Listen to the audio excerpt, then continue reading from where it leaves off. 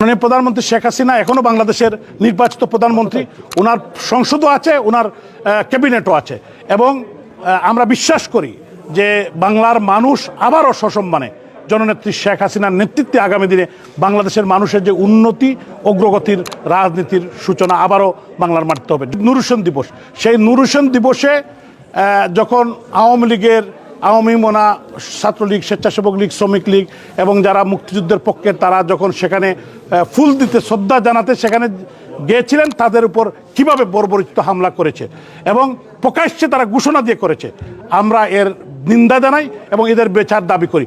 এবং আমরা বিশ্বাস করি আজকের এই লন্ডনের সমাবেশ থেকে, যুবলীগের এই সমাবেশ থেকে এখানে হাজার হাজার লোক উপস্থিত হয়েছিল এবং সবাই এক বাক্যে এদের বিচার অবশ্যই, এরা দেউলিয়া হয়ে গিয়েছে, এদের জনসমর্থন নেই এবং তারা পাগলামি করছে, প্রত্যেকটা ক্ষেত্রেই পাগলামি করছে। তো আমি মনে করি মানুষ জেগে উঠেছে এবং মানুষ দেশে বিদেশে এদের বিচারের দাবিতে আজকে সোচ্চার। আমরা এই ইউনূস সরকারের বিচার চাই এবং বাংলার মাটিতে এদের বিচার হবে।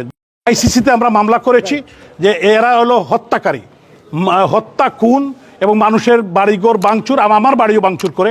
এজন্য আমরা ইন্টারন্যাশনাল আইসিসিতে আমরা মানবাধিকার লঙ্ঘন এবং হত্যা, ক্রূর রাজনীতি বন্ধের দাবিতে আমরা